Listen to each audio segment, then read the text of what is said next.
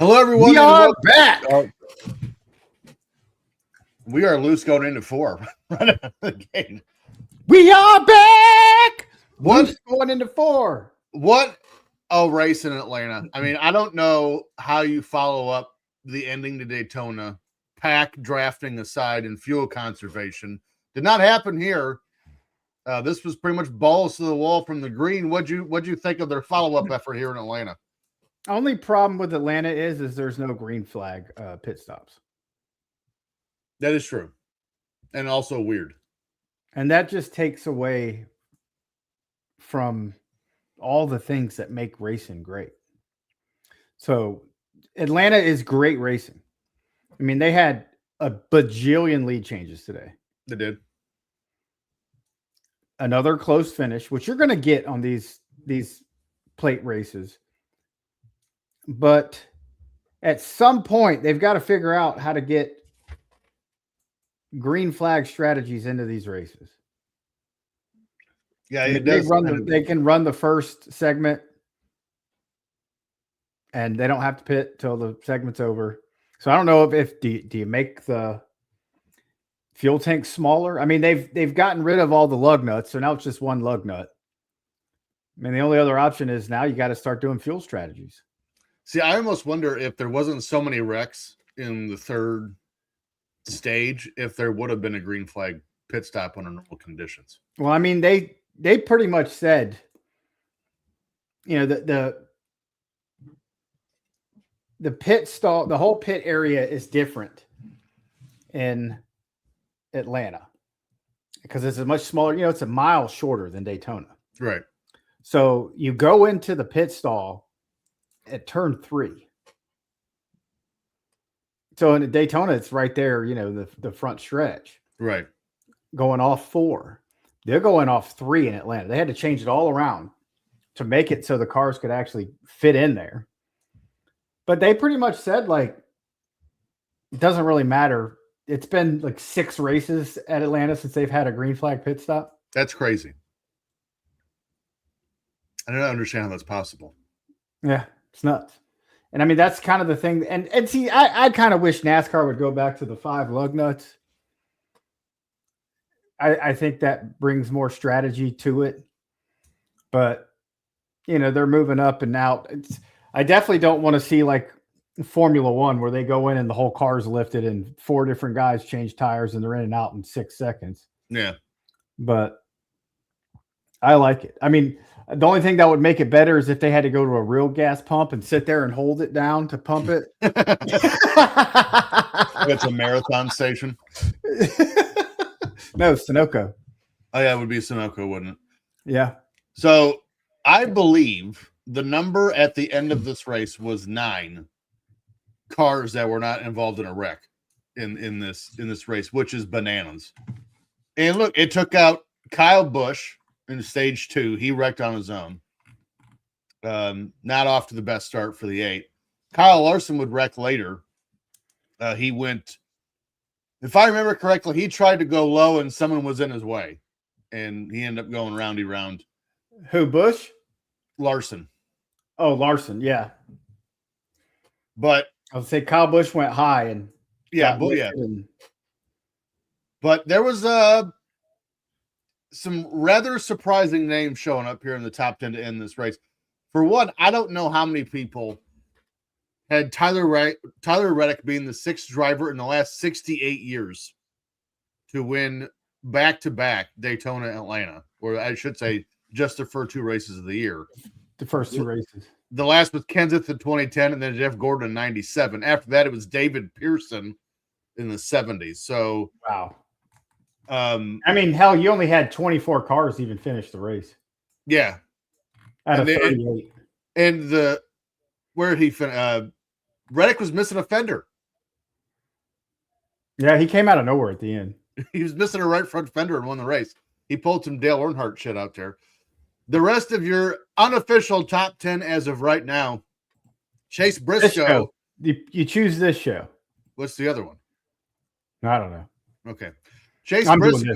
Yeah, that's true. Chase Briscoe finished 2nd in the 19. Ross Chastain, who Wild and loose would be one way to describe his driving style out there tonight. He finished third in the one. And listen, I'm not saying it's bad. It was entertaining to watch the one because he just gave zero shits out there. Well, that's why they say you just got Chastained. So that's how he drives. Yeah, I mean, And, if you get let's talk about it. How did Dale Earnhardt drive? He would move your ass out of his way. Most of the old timers did. Yeah. So I don't really have a problem with it. I don't either. It's entertaining. Carson Hocevar, who was actually second on the last restart. Oh shit. Apparently we're on. Are we bumping in top 10s on our show too? I thought they were going later. I don't know. I haven't got any text messages saying what the hell. Can we? I guess we can go live twice. Is what it is. But Hocevar, again, he was another one. He raced in they kept bringing up he raced in the truck series in the weekend. I don't really know what that matters, but he was up in the front most of the day, and he was actually, I would say, the favorite to win it in the last start because of the fresher tire situation. But again, they said they sat so long on that red flag that it kind of made it moot. I know. We were sitting down to eat dinner, and the red flag hit, and we waited and waited, and my kids are begging to watch Next Level Chef. So I got overruled 3-1. We're watching Next Level Chef, so I missed the last year. I had to go back and watch it on Twitter. So the overtime restart. It's who was the front row? Bubba Wallace and Christopher Bell. And I texted you guys this.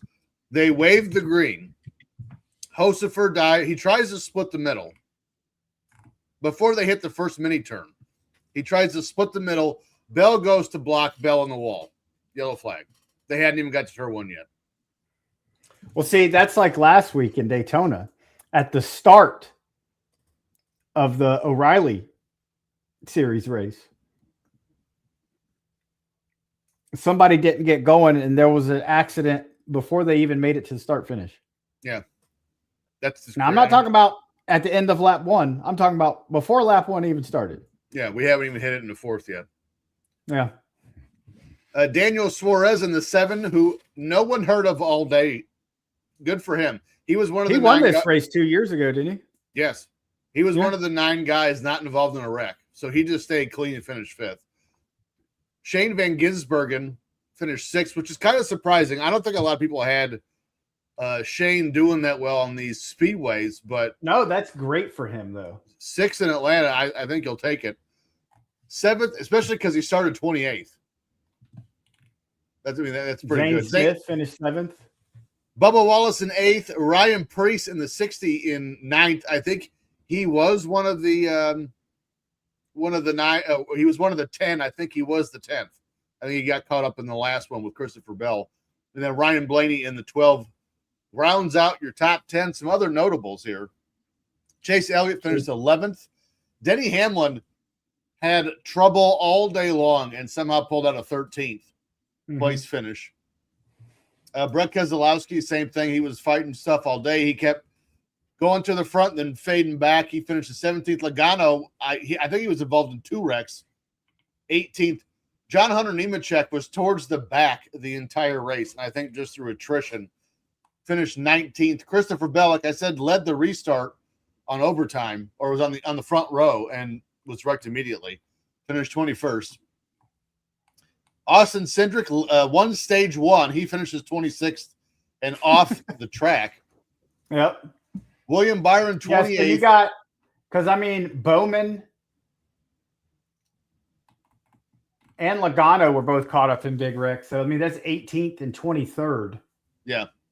So, how many cars ended up on the lead lap? 12? 13? Well, again, there was 9 cars not wrecked, so I'm going to guess it's somewhere around there. Yeah, that's Not crazy. a lot. Crazy. But that's why we don't get any green flag stops. That's correct. Yeah. Because they can't help themselves. William Byron finished 28th. Connor Zilic, the rookie, finished 30th. Kyle Larson in 32nd. Kyle Busch, 34th. Ricky Stenhouse Jr. finished 36th. And your last place finisher was Josh Berry in the 21. So Kyle next Busch, week, since leaving Toyota, Kyle Busch he's got to have the worst luck in NASCAR. He has been snake bit. I don't think Hendrick has great equipment. I mean, Childress. Childress, not Hendrick. Childress doesn't have great equipment. See, I think if he were with Hendrick, you might see something there, but he's been ass. He did win the truck race. He did on a last lap move, which is something he does. But I think Hendrick is, to their credit, they wanted to go younger, and good for them. They're sticking to it. They have a very young team, and they're very good already. And Childress, up. I don't want this to sound the wrong way, but I kind of knew when they signed Austin Dillon to drive the 3, and it was his nephew, that this is kind of where whichever. And this is, I kind of knew this is where Childress was going to end up, because and again, no offense to Austin Dillon, but if that's the best guy you could find to drive the 3, and they brought the 3 out of retirement for Austin Dillon. Yeah, dumb. Then, again, nothing against, if he'd have been driving the 31, nobody would give a shit. No, he would just be a driver out on the track. But when you unretire the 3, there's a certain set of expectations that goes with that number, and he just hasn't lived up to them. Not his fault. Not many people could. But I just knew when that decision was made that Childress was not what they once were. They're not in the days anymore. They could get a Chase Briscoe from Gibbs, or a Bubba Wallace, or a Chase Elliott. They're just not. They're not there anymore. Yeah, it's just. I mean, it is what it is. But next week they're headed to the Circuit of the Americas, a road course. And Dave, I will tell you, on NASCAR 25, this is one of my least favorite tracks to drive on. It's a pain in the ass. It's a very technical track. And I was thinking about, I don't have that game. I was thinking about downloading it. It's fantastic. But or should I just wait till 26 comes out? I don't know when 26 is coming out. NASCAR has not been the best of releasing games every season. Let's Google it quick. Usually they release one like every other year or every 2 years, and then they the one you had, they'll just keep releasing new paint packs for it, car paint packs. But with his 8th place finish today in Atlanta, I think Van Gisbergen's got to be looking good to win Circuit of the Americas. I don't know if there's going to be a racetrack or road course this year that he's not going to be the favorite on. Should we so I'll buy 25. Then do I have to buy a wheel? No, you play with the controller. Yeah, but if we're gonna do it live on the channel, sometimes we both need like a setup, right? I'm getting a rig. Yes, it's gonna be a while, but I am getting one. All right, so I'll just buy it now and practice with the. Yeah, I mean, I'll suck hard. I'll probably turn around, and drive backwards just to make this fun. But all right, I'll buy it. All right, you sold me. Sold. I'll buy it. Done. So Circuit of the Americas, what we got a road course, and again, it's a brutal one. You got to think. I mean, heavy betting Watkins, yeah. Van Gisbergen's heavy. What, he went 5 of 6 last year? Yes. Yeah. But this is not a Watkins Glen or a Sonoma. This Connor Zilish, he's the other one that's really good at it. Yes, right? He's very good at road courses. I mean, yeah. Circuit of the Americas is a Formula One track. That's what they race here in the States. And again, same reason because of NASCAR 25. I am so happy they got rid of the Roval. That's my least favorite track. I hate it. Well, I didn't hate it because I think the 1.5-mile track at Charlotte's boring. So I didn't hate the Roval. It was something different. Because there's just so many of those same cookie cutter tracks. Well, here's what's interesting about Charlotte is, dimensionally speaking, it's almost identical to Atlanta. So I don't know why they're so different. Atlanta, Charlotte, Texas, Las Vegas are all the same track. I don't understand how they're so drastically different. I don't get it. Maybe Atlanta's banked deeper. I don't know. So your Circuit of America winners: Chase Elliott in 21, Ross Chastain in 22, Tyler Reddick in 23, William Byron in 24, and Christopher Bell last year. Really? But last year's layout was 2.4 miles. The other layouts were always 3.4 miles. So they changed it. 2021 race was shortened due to rain. 22 and 23 were extended to overtime. Could you imagine if Tyler Reddick started the year with a three-peat? Let's see if that's ever happened. Has any NASCAR driver won the first 3 races? So the NASCAR Cup Series is set up. It's going to be 2.4 miles, 18 turns. It'll be 20 laps in stage 1, 45 laps in stage 2, and 30 laps for the final stage. That makes 0 sense. So if Tyler Reddick, 20, 30, 45. Tyler Reddick, who's run this race, you just listed him off as a winner, past winner of Circuit of the Americas. If he wins at Circuit of the Americas next week, he would join no one. He would be the first person to start the season with 3 straight wins. He would be the 54th person. Someone's won 3 in a row, but no one's ever won the first 3 races to start the season. Okay. He would be the first. And you got to think too, until 21, there was not a road course in the first 3 races. That's new. Yeah, and I think NASCAR they moved towards more road courses, and then now they've kind of backed off them a little bit. But see, I think like the Watkins Glen, the Sonoma, those are good races. Yes. So, but you don't have many tight turns. If you have 36 races and you have 8 road courses, I'm okay with that. Yeah, absolutely. Again, you're proving to the world that these drivers are actually good. They're not as good. And see, I would like to see less of the double dipping at tracks. You know, more of the, you know, put one in Rockingham, put one in Watkins Glen. You got Iowa, you got St. Louis, you got Chicago, you have Charlotte, you're obviously going to have 2 at Daytona, 2 at Talladega. That's your bread and butter. You're going to have 2 at Charlotte. Right. But and like what Pocono? It might be Michigan too. Like Pocono and Michigan, they race them, and within a month they're there. They're at the same tracks again. Yeah. So I went to the Michigan race for Father's Day 9 years in a row until like 2016 or 17. I will tell you from watching those Michigan races, there was no need for them to race there twice. Those are not entertaining races. You can run away and hide real easy in Michigan. I remember, I know this from watching NASCAR for so many years. It used to be the first 3 races was Daytona, California, when that was still a track, and then Atlanta was 3rd.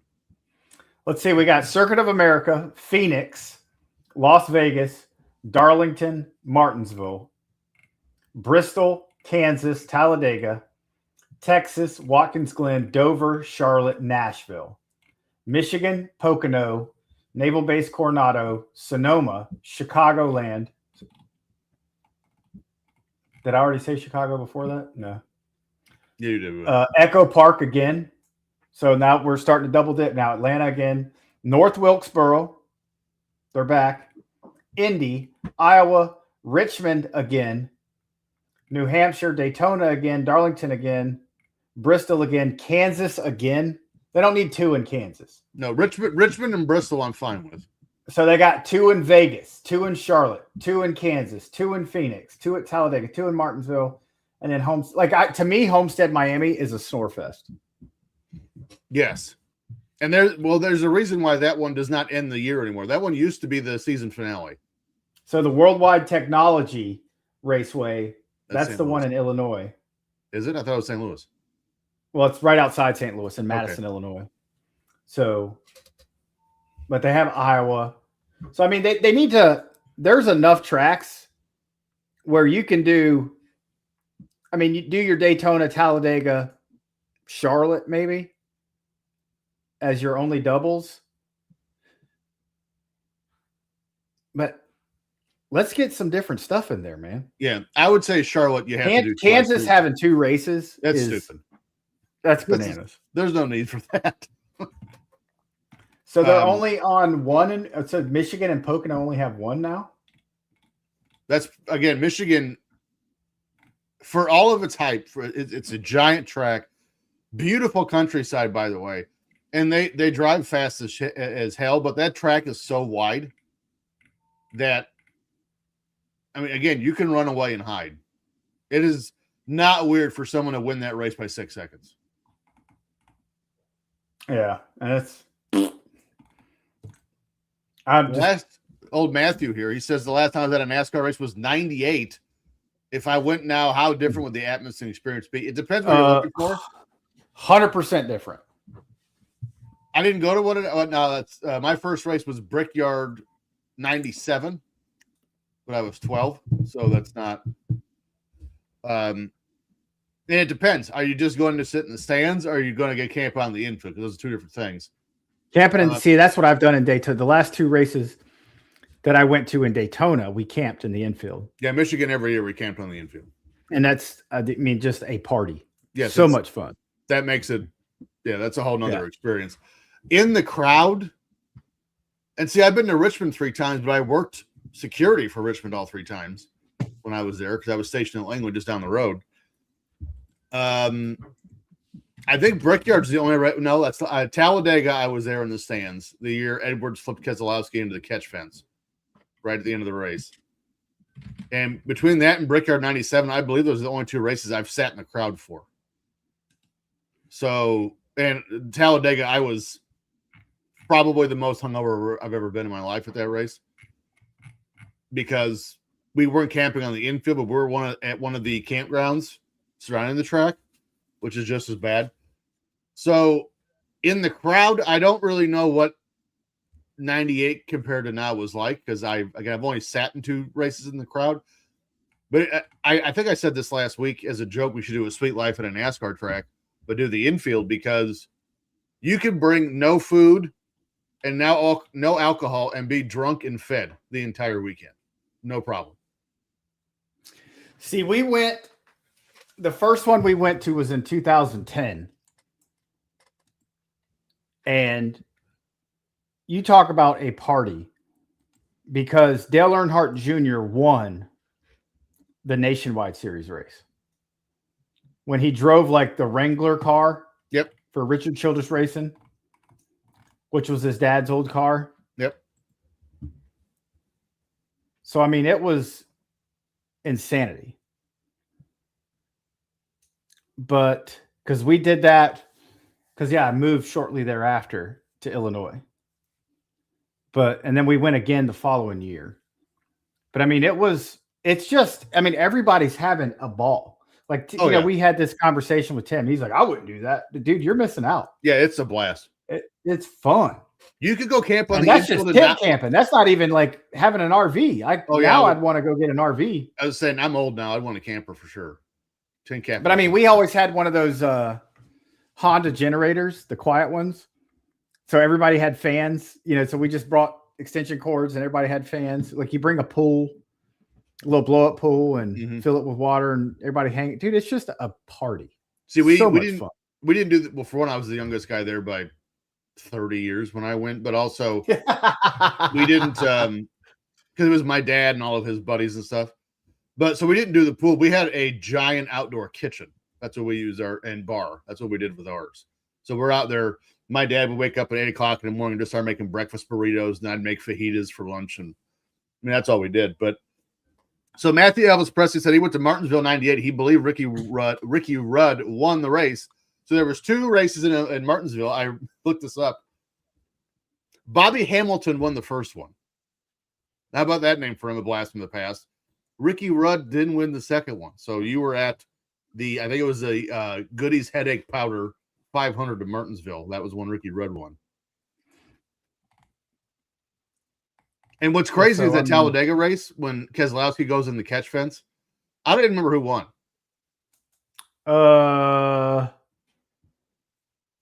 Was it Carl? No, Carl Edwards. No, I'm sorry. Edwards went in the fence. It might have been Keselowski who won that. Yeah, Keselowski won that race. Yeah, in the 09 Mikosuki. The one where Casino Cup. Edwards like repaid him was, I think, was a Nationwide Series. It was that year. Yeah. It was later in the season. He dumped him on his roof. And because Keselowski's dad was ready to fight Edwards. And he was right. And they interviewed him afterwards. He's like, it's racing, but you're not going to kill my boy. Yeah. And yeah, I remember that. I mean, it's a fair sentiment because it was dirty as shit. But it was almost the same exact. I think it was at Talladega. It might have been. I mean, I'm kind of, let's see, what did we say? Let's see. We got Talladega, April 26th. Huh. I might want to go to that race. I got to see if I'm working that weekend. I was gonna NASCAR Talladega again. That'd be the fall. That should October be October 25th. Yeah, it'd be one of the playoff races. That gets hard football season, man. Yep, I'm with you. NASCAR needs to get it in and be done by September. Yeah, 36 races is kind of crazy. I've always thought that. Like, I mean, but here's the thing: it's a southern sport, so like the fall and winter doesn't affect them hardly at all because they're going to Phoenix. Well, they never had snow days. There's a reason why Phoenix is ending the year now, not Miami Homestead, because Phoenix is much more of an entertaining race than Miami. Actually, Miami's the last race this year. Is it? Yes, they went back. I don't know if I would have done that. I think I would have stuck with Phoenix. Miami's one of those boring races, man. It is. It's New Hampshire. New Hampshire's not even on here, is it? I don't remember you saying it. Let's go back through. Circuit of Americas, Phoenix, Las Vegas, Darlington, Martinsville, Bristol, Kansas, Talladega, Texas, Watkins Glen, Dover, Charlotte, Nashville, Michigan, Pocono, Naval Base Coronado, Sonoma, Chicagoland, Echo Park, North Wilkesboro. See, like they need to bring back Rockingham. Iowa Speedway, which is awesome. Richmond. Oh, New Hampshire. Sunday, August 23rd. Okay. That's not a great race either. I know New Hampshire was actually the last track where I think it was Jeff Burton led every lap. I believe you're right. Mm-hmm. That's also the track where Adam Petty died. Yep. Let's look here. Got his throttle stuck going into the turn.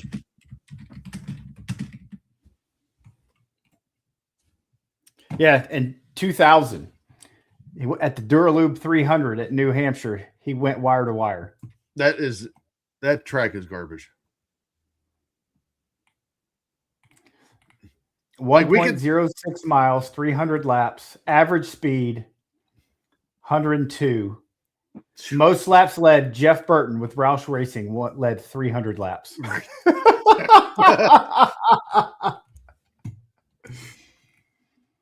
Pole sitter Bobby Labonte lost the lead on the first lap when entering turn 1 to Jeff Burton. Could you imagine? On lap 96, Scott Pruitt crashed into turn 4. The caution flag was thrown for 3 laps until 99. Green flag flew at 101 until a debris caution was flown. On lap 216, Jeremy Mayfield, Mike Bliss, Ward Burton, Wally Dallenbach Jr., Dave Blaney, Rick Mass, and Kevin LePage crashed in turn 2. What a name that Green was. flag flown again at 220. Race was under green till 247, which Bill Elliott crashed in the front stretch. Another caution. Let's see. The race ended under caution with Jeff Burton claimed his 14th career victory and 3rd of the season after leading all 300 laps. His feat of leading every lap was the 3rd to occur in Cup history after Kel Yarborough accomplished it at Bristol in 73 and in Nashville in 78. Dude, going wire to wire at Bristol is bananas. Like New Hampshire, I can see because the track is so wide, you can land a plane on it. But Bristol is crazy. And let's see. And this says,